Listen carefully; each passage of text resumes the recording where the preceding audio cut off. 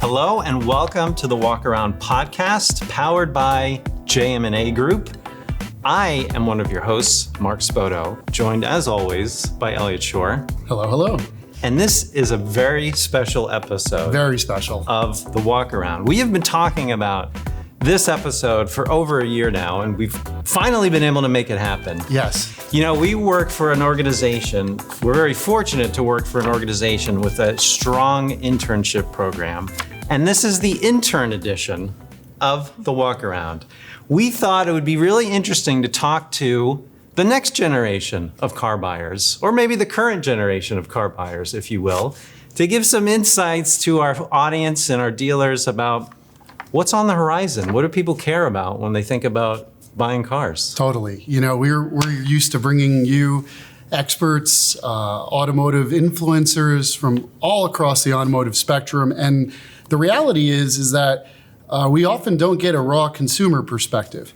And we thought we were excited to get our best and brightest young interns on the show, on the pod here, to bring you guys some real raw feedback on how the younger generation, or a sampling of it, views the car buying process, views cars in general. So we're really excited. I know Mark and I have think this is going to be a really fun episode for all of you guys. And so with that, I think let's welcome our interns. Look, I got my Nikes on. I'm trying to feel close to the young generation. And you're really... I got my Florida State Yeah, I feel like on. you're instigating with the Florida State on a little bit. Okay. We will get there. Okay. Let's meet our interns. Jacob, start us off. Sure. So my name is Jacob Schlessel. I'm a junior at Florida State studying marketing, and my internship here is JM&A marketing. Very nice. And so now I see the Florida State connection. You see what I did. Geez, who selected these interns already? We're off to a bad start. I think it's obvious. It's obvious, right? Totally.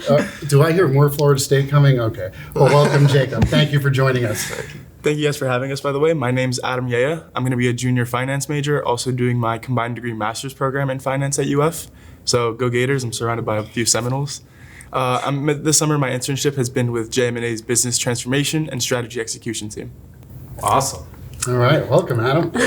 Yeah. I am Madeline Kelly, a junior at Florida State University, studying public relations. And this summer, I'm working with JM Family's public relations team. So it's been awesome. Cool. Just for the record, 3 Seminoles, a Gator, and a Hurricane. You've set this up against me. I feel like the deck is totally stacked. The deck. Yes, and for all of you out there, let's go Canes. Listen, we wanted the best and brightest. So of course we're going to lean Florida State. I see. I think it's just a representation for the football season to come. You know? There you go, Jacob. Well, it's a little foreshadowing. Yeah. Yes. Florida State talking awfully confident.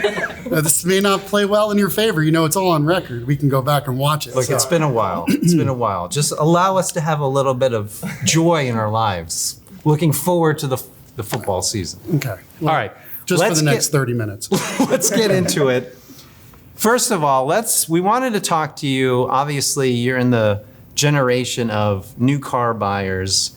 You're in school, you're studying, you're looking to make a career for yourselves.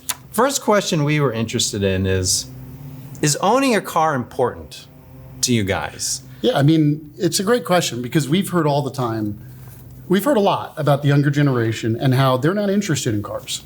And we're not trying to lead you down a path. We genuinely want to know, like, do you view, it used to be the car was a symbol of freedom in a sense for maybe us and our parents. And, but what is the generation, what is this generation? How do you guys view cars? So Madeline, let's start with you. I would say it's a necessity. I lease my car, so whenever it's up, the first thing I'm thinking is getting a new car.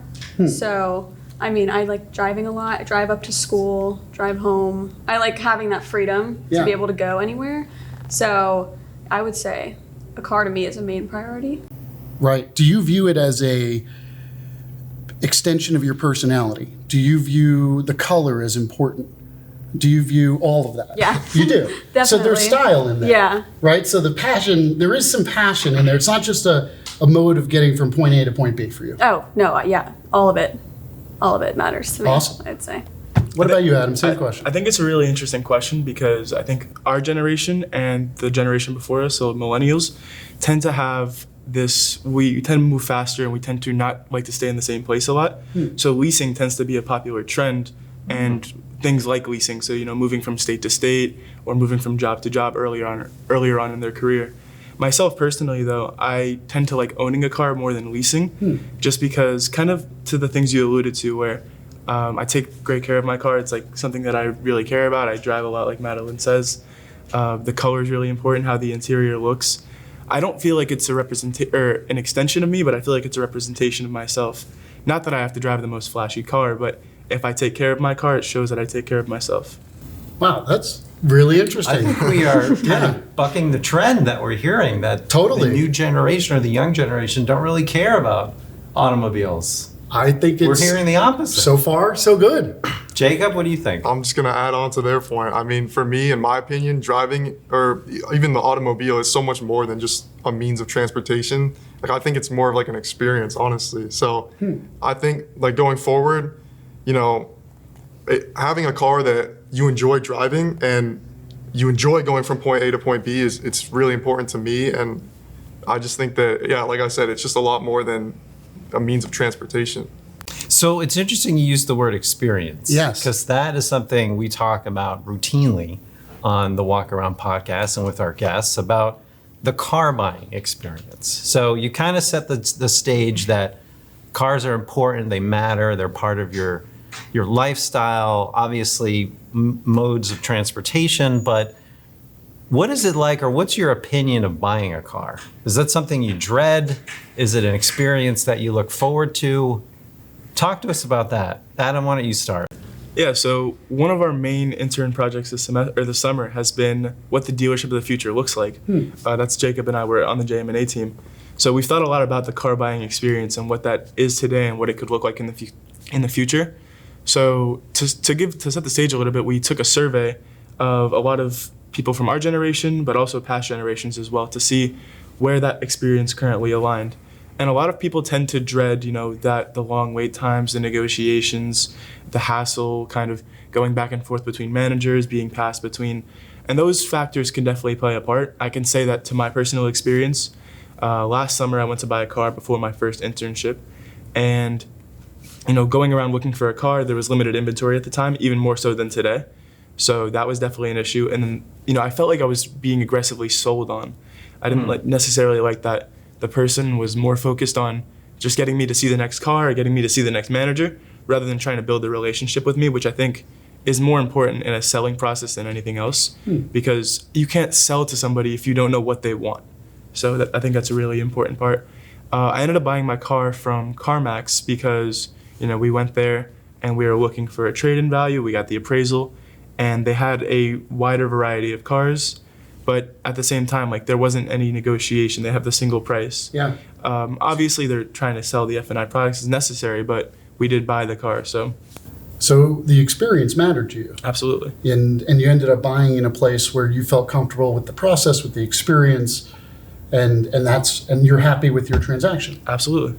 Very cool. I would say to Adam's point, I think that going forward, the sales process is going to be much more about relationship building. I know a lot of dealerships have started to implement that, but going forward, I think that's going to be of the utmost importance because it's not just going to be about selling inventory, pushing inventory. It's going to be about establishing a relationship and just building rapport and just creating an environment where you don't walk in and you feel like you're just being sold to. It's more of like they want to help you find the right car for you. It's not like they want to sell you a specific model or that kind of thing.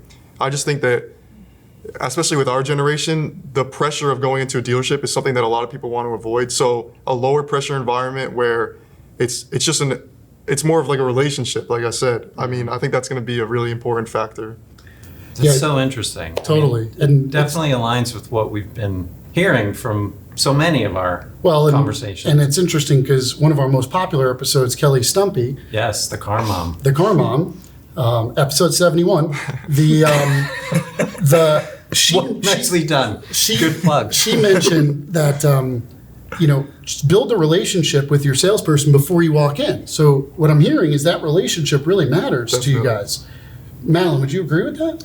I would say yes. I think my car buying experience is a little bit different just because the car that I have now, we ordered online, but that took, I want to say, like 4 months. So it was just kind of a waiting game. But then having a relationship with the sales associate when we got to the dealership to pick up the car made it a lot smoother. It was more conversational. It was just a lot more relaxing. And this summer, I actually spent a few days over at JM Lexus, and their sales managers had just graduated. So me and another intern were their first ever customer.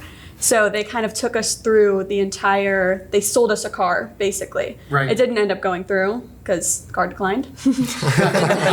Didn't work out, but we got to test drive, got to go through all the steps of like financing or leasing. So, and I think that it's a younger generation also of sales managers. So they are taught in a way to relationship build. And I think that made like such a difference. And I even told them if I come back and I want to buy a Lexus one day, I save their business cards and I would go to them. Wow.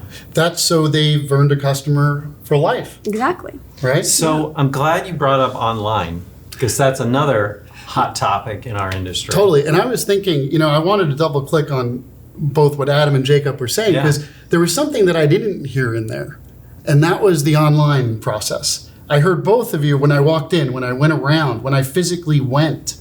So, tell us about that, right? Like, what was your research process like? Did you want to do the transaction online? What made you want to go into the dealership? Sure, I think that online is going to be a huge importance going forward, but I don't think, in my opinion at least, it's going to be the end-all be-all. So I think that there's something to be said about having a physical experience, going into the dealership, feeling the interior, just getting the touch points that you're never going to be able to get online, as well as I think that human connection is something that's important to everyone. I mean, I don't think AI will ever be able to replace a human interaction. There's something to be said about the handshake at the end of the deal, that kind of thing that you just can't replicate online. So I think that just being able to go into a dealership and having that experience, that'll never be replaced by some kind, maybe in part by online, but definitely not in its entirety, because I don't think you can just go online and make a purchase. I think you'd at least have to test drive it at some point. Yeah. Right. Adam, I'm curious in your situation, in your shopping experience, you definitely took the time to research. Visit multiple stores. Try to understand what's the best car for you. I'm sure you did a lot of that online. And how did you feel the transition went from going online to then going into the store? It's a really good point. I think, so for myself, my personal research process, my dad works for, an independent repair shop. And so I have a lot of experience, I have a lot of knowledge, I should say, in my back pocket about what cars are good, what cars are gonna last a long time, what the service life of a car is gonna end up being, but also just tending to be like backdoor knowledge of things that he's taught me in the past. And so going into it, I know I was looking for something a little bit higher quality, right? I was looking for a Toyota or a Honda or maybe even a Nissan, but also was looking for price range. Those things I started doing were looking for available cars, which was the hardest part. So inventory was obviously the first factor just because of supply chain issues, but then price became a huge factor as I wanted to stay within a certain range because I'm making my own car payments. So how would that look on a monthly basis? At this point, I think interest rates were still relatively low. Obviously today is much different. Totally. I was reading something that 80% of new cars are financed and interest rates today are higher than they've been in 30 years or so. So that's another interesting part as well. But then also optionality, and this is a huge topic with millennials and our generation, I think, whether it just be having the option to go from in-person to online, but also to choose from different models and different colors. An important trend of online that I think is really important for dealerships to focus on is to be omnichannel, to have the ability to start your process online and look and pick out your model and then go into the dealership and pick up right where you left off. Those dealerships that are digitally enabled are going to have way more of an advantage over those that are either purely digital or purely brick and mortar. For the reasons that Jacob said, right? The relationship building is important, but you also need to have that research aspect. Another factor that we looked into was a few years ago, the average customer saw 4 dealerships or so before buying a car. Today, it's between 1.4 to 2. So that's showing you that people are doing a lot more of their research online, and they're just more so going to the place with the car. Right. So basically, when you show up to the dealership, you're buying, right? I mean, that's when I hear that stat, what it means to me is you've done your research.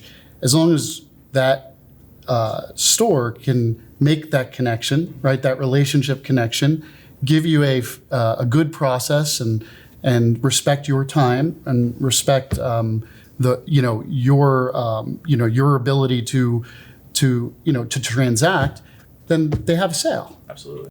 And I just want to say that I think an informed customer is an even better customer for dealerships because it makes it that much easier in the sales process. I mean, so a lot of people come in now knowing what they want. Totally. So it's a lot easier of a sales process. So let me ask you, when you talk to your your peers. This is the moment where we start dating ourselves. Totally. And when you talk to your peers, in your schools, right, and your friends, your sorority, fraternity, whatever, do they share these types of feelings? Would you say there's consensus here, or do you have friends that are like, I never want to go into a dealership ever? How does that play out for you now?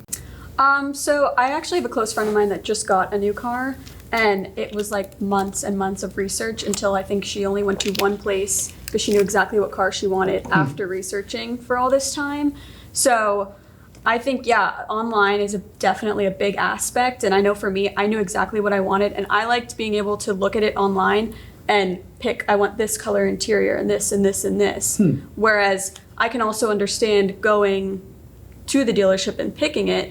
I just think it's hard. Like Adam said, the inventory has been super low. It's now climbing back up, but when it's not, you're not going and getting to kind of see all of them. You kind of have to have an idea in your head of what you want to go see. Sure. Because there's not that many, I'd say, to choose from. It's such a great point, I think, because you think about the generation we're talking to. They have grown up knowing nothing different. Yeah. Right? I mean, they research, they look online first thing, right? Totally. So as a dealer, you have to be able to respond to that type of customer. But I also heard in there that you would have seen value in actually seeing the cars physically, right? Not just online. Did I hear that right? Yes, I think 100%. I think for me, the situation is like my whole family is Toyotas. So we've only ever driven Toyotas, or my mom had a Lexus at one point. But so my first car was a Toyota, and I loved that car. I knew that I wanted it again. So when my lease was up, I just got the next level of the Camry. So I liked how it drove. I already knew that. But if I weren't in that position, I would want to go and try it out at test drive, something like that, like they were mentioning. So I do think that that's valuable if they look online and then you get to go and kind of experience it firsthand. Right. So I heard also in there about, ordering the car. And, I guess in a perfect world, would you be okay waiting 3 months for the car? Right? I mean, let's assume that you could go to a place and view the vehicles, but then you had to go online and order it and wait 3 months. Is that something that you would want to do? Well, or would you rather just take the car right there? Just go and get the car?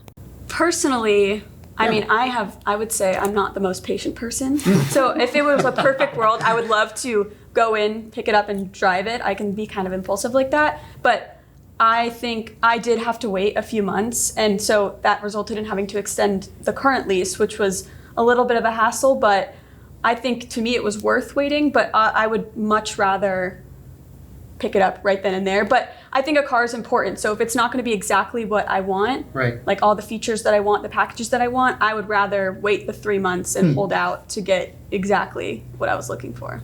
Jacob, same question. Would you, in a perfect world, how would you have it? So I would say it depends on the car. So if it's a Honda Pilot, I'll get it right there. That's fine with me. But let's say it's a 911 Turbo S, I'm okay with waiting. Sorry. Dreaming big. I like it. I can wait. I like right. it. What do you think, Adam? What about you? I think it depends. I think a lot of people have differing situations. So as a dealership or as even a seller, you have to be accommodating to those different situations, right? Obviously, we're assuming a perfect world, but some people need that car today. And some people have the ability and the optionality to wait. For myself personally, I can find the happy medium, right? If I'm in a comfortable situation, I have my current vehicle, then I'm okay waiting. But again, everything is circumstantial. I think the important thing for a dealership and for any vendor of any sort is to find out what your customer, like what they want and how you can best deliver that. You know, if they're going for that customization that Madeline was talking about, then, you know, maybe they're okay, like say like, hey, are you okay waiting a few extra months? Maybe they are, maybe they aren't. That's life. If, you know, they just want the base package or they want something that you have in stock now, you can drive it off the lot. So optionality, I think, is the key. Yeah, and you know, it's interesting you say that because I think in our experience, there are dealers that do that. There are dealers that are more than happy to trade for vehicles, to, you know, use incoming pipeline and tell their customer, hey, this is going to take some time if you want it exactly like this. But would you say your friends, are they impatient, as you put it, as well, or, you know, are they willing to wait? What do you think? I think it's honestly depends on personality. Yeah. Because it's what's a priority to you. Because it could be a priority to me to get everything that I wanted in a car, but then say someone sitting next to me say, Adam, it's not necessarily his priority. It's just he'd rather just have something that's going to get him from point A to point B. So, but I think definitely just from my friends, what I've noticed is maybe they've become a little bit more patient in getting exactly what they want, Yep. if that's like available to them, I would say. So I'm hearing some themes here Yeah. that resonate with our conversations Yeah. over the course of the walk around. Customer centricity. Totally. Right? As a dealer, you have to meet the customer, not just where they are, but what they want, right? It's not about being sold to, it's about understanding the customer's needs. There's a great saying, I think, and our president, Scott Cannell, says this quite a bit, but it's people love buying things, but they hate being sold. Yeah. And we're hearing that. And that's first, it's a great first person. And we're hearing it right first person. The other thing I hear from our guests is the relationship between online and in-store is extremely relevant, right? Totally. We talk all the time about digital retail and how much it's taking over the business, but the reality is an informed consumer is going to utilize digital retail, but when it comes time to purchase, they still want that interaction. Absolutely. I mean, I think you guys are crystal clear on that. And I would add, you know, for me, it seems like the car business is alive and well with the younger generation. You know, I mean, because we hear pride of ownership, we hear, you know, passion and style, we hear, you know, aspirational to that 911, right? So, car business is alive and well, Absolutely. according to this panel of interns. So Yeah, no, that's a great point, and it leads me to one of our other questions. When you think about kind of the dealer of the future, you hear a lot about manufacturers selling directly to consumers. Obviously, Tesla has certainly made a tremendous business and a name for itself without the traditional dealership model. I'm curious what you guys think about that in terms of manufacturers selling directly to consumers, or the local, you know, small town type of dealership still being relevant in the car buying process. What do you guys think about that? Sure. So I think that it's an interesting concept for sure, but I think, as previously stated, that there's something to be said about the local dealership kind of thing. I just, you know, I'm not sure long term how the OEM selling right to the consumer kind of thing would work, just logistically speaking. I think that the dealerships and the franchises and that kind of thing, it just makes it a more streamlined process for pretty much everyone. I mean, for the consumer and just that dealership experience, like I said, I think it's alive and well, and it will be in the future. I think so first of all, there's legislation that currently bars that from happening, to my knowledge. But also, Great point, Adam. kinda, sorta. I mean, but you know, I think it's happening. you guys talked about, like, in a perfect world, would I be willing to just order a car and wait 3 or so months for it to get there? I think there's two possibilities, right? If OEMs were to sell direct to consumer, then that would become more of the reality, where you're ordering from the OEM's website or something like SmartPath from Toyota or something from the dealership's website, and you'd wait until, you know, it's delivered to your car or delivered to your house, and that's an appointment-based system. Another thing that we've looked into as the dealership of the future is decentralization, right? Where you have some sort of middle, or you have some sort of this is the dealership per se, but like some sort of selling ground where you walk in, maybe a bit of a showroom, maybe you get the opportunity to meet some of the managers. From the OEM's point of view, though, it could just be you have a few warehouses scattered around sporadic points of the city. So in Florida, right, you have things in Boca Raton, you have things in Fort Lauderdale, maybe in Miami and Jacksonville. So you're in the hubs of the city, in the hubs of the state, and you can just have somebody drive the car to the house or drop it off there. So what I'm hearing as an idea, right, is if I'm understanding correctly, you're talking about an experience center where the inventory is held centrally in other places, and the dealership or the manufacturer becomes an experience and is not necessarily the selling arm. Yeah. Did I hear that right? Absolutely. And I don't want to spoil too much of our intern project just yet. I'll do it. But that's exactly right? We want to be able to convey that experience, but then also keep the car delivery and process a little bit separate, just so it's not in your face. It's almost like if you go into a store and let's say you go to a shoe store, right? Shoes are constantly in your face. That's a good reminder, like number one, you're there to buy shoes, but you also have the availability in front of you.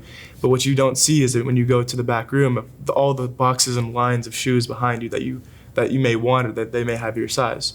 So that's a possibility where you have that experience and then you have the sale or the... Yeah, well, it's interesting because there are retailers now that started online that now go and are building retail shops. Sure. So Untuck It as an example of a brand. Warby Parker. Warby Parker, great example. But we see that they work together, and I think that's what you're saying. Would you agree, Madeline? What do you think? I would definitely agree. I have like a personal opinion on Tesla because I think it was something that was so new. Yeah. And it was like this revolutionary new way of driving cars, and they really didn't need to market. And I think that people view Tesla as a luxury. Mm-hmm. So, and now that Tesla's like dropping their prices because they don't really have all those extra costs, so that people are just buying them because it's almost like a sign of status. Sure. I would say that's how I view Tesla, and I think that it could be potentially short-lived. Like that's not going to go on forever. And I think that going back to our point of relationships, the small local dealerships is like you build relationships with people. Exactly like I said with the salespeople at Lexus, I still think that's important to have those local relationships with dealerships. Wow. Yeah. That's amazing. Well, speaking of Tesla, I think our next topic we wanted to shift on you guys a little bit was around EVs, right? You can't avoid the discussion on EVs anywhere, whether you're in the car business or not. And we're curious, right? Because the reality is we believe that at the end of the day, the consumers vote with their wallets. Right now there's sort of like you've probably heard this reference, or maybe you haven't. And now I'm going to date myself, like we said we weren't going to do. But it's sort of a field of dreams moment, which, again, I'm dating myself, so I'll explain Anyone the see reference. Field of Dreams on the... Yes. I think so. Yeah. Oh, I know God. what you're talking about. Oh no. If you build it, they will come. Yeah, Do you so know that reference? The No. movie centered See, around we a should voice, just which says, stay if you away build from it, these they will things. come. And we're calling this a field of dreams moment in the car business because they're building them. The question is, will they come? And so, let's start with you, Adam. What are your feelings on EV? Would you consider one?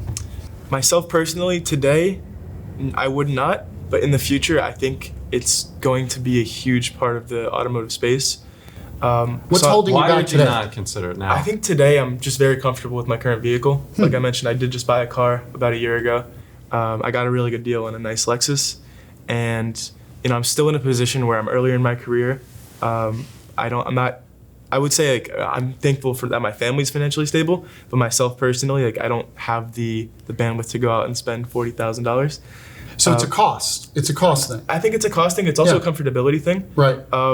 As it When you pertains, say comfortability, is that reliability? Is that you're concerned about the breakdown costs, or? not necessarily. I Yeah. think more just I'm just very comfortable with where I am. Gotcha. And I'm a huge proponent of always looking forward and looking to the next thing. But as it pertains now, I am very happy with my current vehicle. Yep. We've been doing a lot of research on EVs for our project and how that would factor into the marketplace. Sure. One really interesting thing that I heard on the All In podcast, if you guys are familiar, is We only EVs. listen to the walk around. Yes. We all, Loyal. That's my favorite one. over and over. The only one you need. It's more about our own. It's all about us. Sorry, go ahead. But the inventory days of EVs was about 92 or 96, and the inventory days for ICE vehicles was about 56. So it shows you that they're staying in, like they have the inventory now more than before. They're just not selling them as quickly for Right. whatever reason. So what do you guys think is kind of some of the issues that consumers are thinking about with EVs? Is it price? Is it range anxiety with the battery? Is it practicality? Because, you know, if you're a college student, do you even have access to a charger? Are there If you're- chargers on campus? Yeah. I think so. Yeah. I mean, I saw someone at my apartment complex that had a Tesla. Right. I don't know where they were charging it, but So what are your thoughts on EVs? I think they're cool. Whenever I got the chance to go over to Lexus, I got to learn all about the RZ. Yeah. So I think that changed my perspective. And I also think that because they're brand new, that maybe the sales people don't necessarily know as much as they should and aren't pushing them as much as they should. Interesting. Because one thing that I learned while I was there is that for Lexus, people are worried about the range anxiety, that it can only go 100 and something miles, and manufacturers say you shouldn't charge it above 80, but don't let it go below 20. Sure. So I think that for me, I run my car on 0 miles sometimes. Like I don't like getting gas. I don't like any of that kind of stuff. The light always comes on for me. Yeah. So don't feel like you're by yourself. By the way, there's a great website out there that tells you every single make and model by year when you hit 0, how many miles you have left. Wow. It's a great website. That's a good resource. Yeah, really helpful in case you run on 0 miles. Yeah, probably. Yep. But yeah, so I learned that, so with the new RZ, if you're taking it out, you buy it, but you want to go on a road trip, there's a certain number of days that you can go into Lexus and they'll rent you a gas or a hybrid vehicle to then take that on say if you're going on a road trip, because you don't necessarily want to take the Right. electric vehicle. And I think that's something that's new, which the new salespeople know because they're kind of younger generation coming into the sales. But I just think a lot of times right now, why people are straying away is the range anxiety and also just not knowing enough. Mm-hmm. But I personally think I would consider it. I do think the charging Yeah. can be inconvenient, and it takes a longer time than it would take to get gas. Right. So there's a lot of things that I think in the future they'll fix. Right. So with a little better technology, a little better range, a little better infrastructure for charging, you'd certainly consider it. Yeah, and it's an What do you- adjustment, right, for people. Totally. They have to change a little bit of how they How they think How they about the think. vehicle, 100%. Yeah, and we're constantly evolving. So eventually, I feel like a lot more people are going to be driving EVs. Right. Yep. Jacob, what are your All right, thoughts? Jacob. Okay, so circling back to what I said earlier, you know how I said that I feel driving is an experience? Yeah. So the car enthusiast in me has a very strong opinion about EVs. Wow, here we go. Oh, wow. Here we go. All right, we I like it. touched a nerve. So, Let's go. So the Tesla Plaid, fastest 0 to 60, right? Production Sure. car. But I think that there's no noise, right? There's no backfire. It's not like it's so disconnected from the actual driving experience, in my opinion. So I think that there's something to be said about shifting gears, Yeah. about hearing the exhaust noise. And sure, they have the speaker phone, the fake exhaust noise, but the car enthusiast in me is offended by that, if I'm being honest. Wow. Wow, Yeah. that's a hot take. I like it. I like it. I do like it. I mean, I'm sure Well, you're not alone, right? I mean, I'm No, sure well- there's lots of. And I think Porsche acknowledged that recently when they said that the 911 will stay gas and everything else will go EV, but the 911 is going to stay gas. So I recognize that for the average commuter, obviously going forward, an EV might be extremely practical. I mean, if it can drive itself on your daily commute, I mean, what's not to love about that? You don't even have to touch it. So, but just speaking from the car enthusiast perspective and me personally, I just think that it's so disconnected from the actual driving experience that it's not something that I would want to partake in. so Love you it. would not see yourself owning an EV.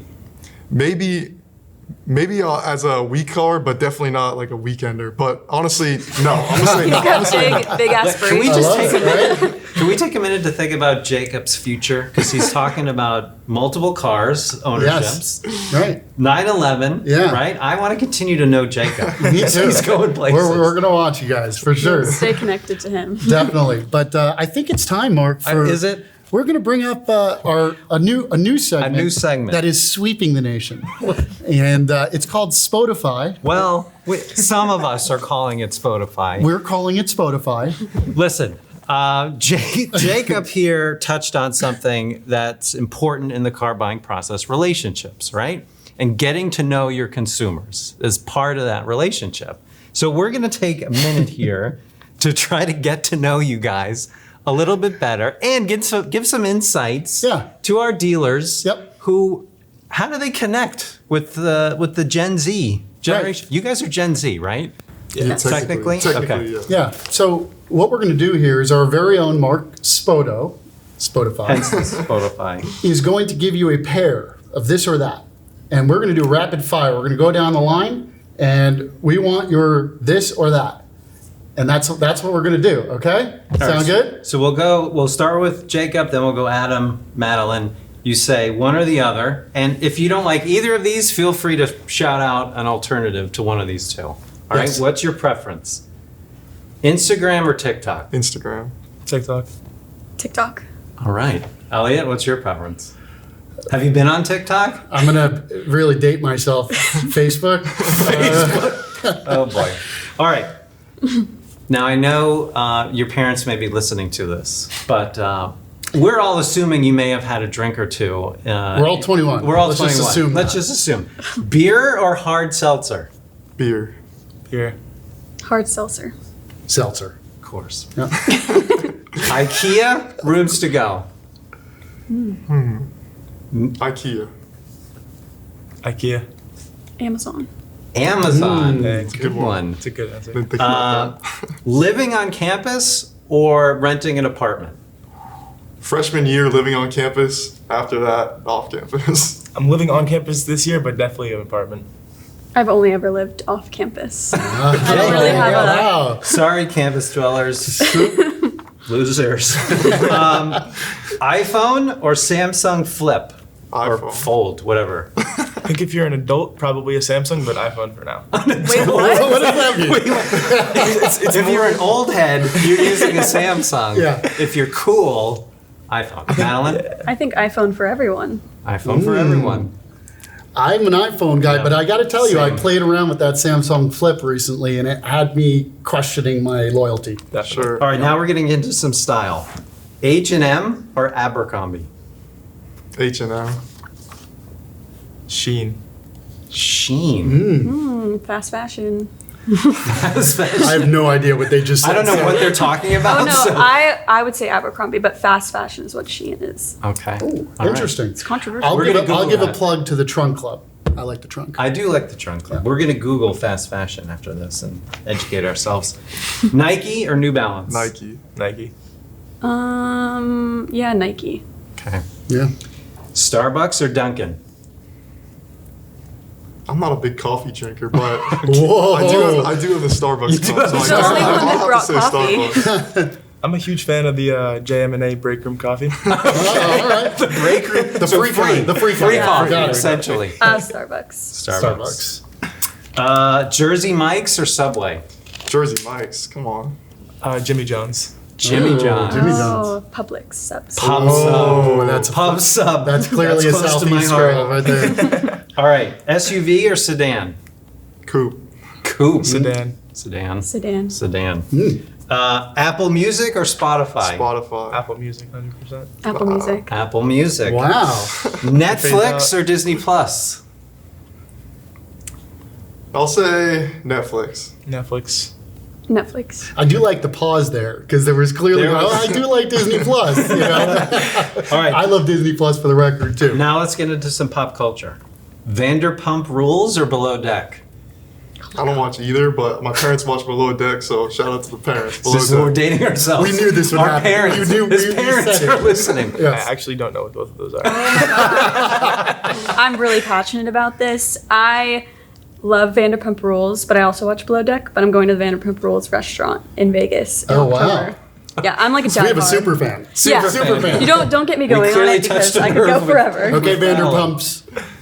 We can, Yeah. Yeah. All right. You mentioned this earlier, but this in terms of buying. Would you do CarMax or Carvana? CarMax. CarMax. Toyota. Toyota. Okay. All right. Finally, Like it. finally, harder test: SAT or ACT? Well, I did way better on the ACT, so I guess for me personally, I'll say SAT. It's probably SAT. Or I did horrible in both. But who cares? But I You're made in it, college so- now. You did make it. I That's made good. it to Florida State. All right. Well, that was Well, one more. one more. I think there's one more. Oh, I missed it. Yeah. Okay. You're graduating. What's next? Grad school or get a job? Get a job and consider going to grad school in the future. Okay. Exactly that. Same. Oh, they want to work. They want to work. All right. The labor force is alive and well. That's right. The scholarships are going Thank to run goodness. out. You're going to Yeah, have to pay for exactly. our Social Security. So. All right, Elliot. Now Thank you in it's- advance. It's time to close out the show Oh, it's with time. the Schor Thing. Okay, so another segment that we have that not quite sweeping the nation like Spotify. It's already kind of blown It's, up, you know, it's- right? it's- Everyone knows a Schor Thing. Sure. Yes. Elliot here, he has some hot takes. Yeah. So we've covered some of it. So I'm gonna provide a perspective, and you guys are gonna either say that's a Schor Thing or not a Schor Thing, and why. And so real quick, I think we covered some of this already, but I'm gonna ask the question. So we talked about online car buying a bit, and what percent that's gonna be of the market is, and I believe that it will never be full end-to-end online buying more than 20% of the overall car market. Schor Thing or not a Schor Thing? I'll say Schor Thing for sure. All right. Okay. Not a sure thing. Not a Schor I Thing. think it'll be closer to 40 to 50. All right. Well, we'll have to see. I would say Schor Thing. Schor Thing. So we feel there's, generally speaking, and we even include your perspective, more than half of customers will still want to Absolutely. buy a car in person. Definitely.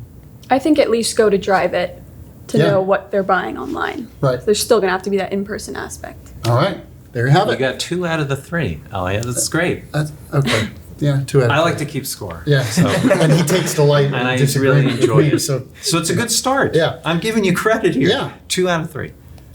so there's another movie. I'm going to date myself here again, but there's a great movie from the 80s. The late, great Rodney Dangerfield had a movie called Back to School. Have you guys seen it? I know Rodney Dangerfield. He's hilarious. Homework. So the answer is no. We have homework. He's trying to be polite. We have 2. They've never heard of it. Okay, Elliot. Back to School. So in that movie, at the end of the movie, Rodney Dangerfield, proclaims he was speaking as the keynote speaker of the graduation. And anyway, the question we have children, so the question in our mind is, as you guys graduate, I believe it's a Schor Thing that you absolutely need to move back in with your parents. Schor Thing or not a Schor Thing? Madeline, we'll start with you. I mean, personally, that's what I'm going to do because I can't afford to live on my own. But I mean, sometimes people get, like if I got a job in a different city, then not a Schor Thing. Not a Schor Thing. But for me personally, probably a Schor Thing. Okay. Not a sure thing for me at all. I have higher aspirations. I want to live in New York City and start my career there in finance. All right. Not a Schor Thing. I think there's something to be said about the independence, and Yeah. I think it'll help motivate you even more, honestly. So Okay. All right. I think so. Over 3. Was that over 3? Not a short thing. thought I got half Personally, credit there. I mean, Okay. it's like in the middle. I Give get me half half credit. credit. I get a All right. half. We get half. Okay, We score half your half. credit. I might take advantage of that for like a couple years. Yeah. We'll go watch the movie and see what Rodney Dangerfield says at the end, and you maybe have to change that. But all have right. seen Our Caddyshack? final sure thing. final with our short thing. interns. So it's always an interesting thing, in terms of the best colleges, in the United States, and it's really interesting. The Florida schools, both UF, FSU, have really shot up the rankings. I'm sure Mark could not get into FSU if he applied right now, Definitely not. but. Definitely not. And so this year, according to the U.S. News World Reports, the number 1 school in the country is Princeton University. However, I believe that without fail, it has to be Harvard. How do you not give Harvard the #1 school in the country? Sure thing or not a sure thing? Let's start with you. I think not a sure thing because it's obviously the University of Florida. Oh boy, There you go. that was a softball. I walked right into that one. Jeez. Oh my gosh. Go I ahead. don't know what you expected. You know what I'm going to say. It's not a short thing. It's Florida State. Come on. Florida State. All right, Madeline. I think not a sure thing, obviously because of Florida State, but I think Harvard's just overhyped. It's like, oh, I went to Overhyped Harvard. Oh man. Okay. Love it. Well, there you have it. Elliot, could we have asked for better interns? You on guys this- were amazing. on this? You guys are On this naturals. episode? I love it. We have been trying to put this episode together for a while, and you guys totally delivered. Definitely. Thank you so much. Thank you. Yes. Good luck the rest of the summer. Check out these guys you're on LinkedIn, I'm assuming. Yeah. Adam, Jacob, Madeline, awesome. We're going to be keeping tabs on you guys for sure. Absolutely. And hopefully Especially- one day maybe you can come and work with us. We'd love that. We would love it. Thanks so much. Thank you guys. Thank you, All guys. right. Thank you. Thank you so much for listening to us on The Walk Around. This podcast is produced by the team at the JM&A Group. Special thanks to Caitlin Swanson, James Gahn, and Michaela Gerritsen for helping us produce this episode and others. If you're a dealer owner, if you're a general manager, regardless of your career in automotive, you are sure to pick up some insights on The Walk Around. I like what you did there. Appreciate it. Yeah, that's nice. And we appreciate all of our listeners. You can find us anywhere where you can find podcasts, Apple, Spotify. We're on YouTube, Spotify video now available. All you got to do, if you have an Alexa-enabled device, you could just say, Alexa, play The Walk Around, and it will play. So we appreciate you. Remember to go ahead and subscribe. Thank you for listening.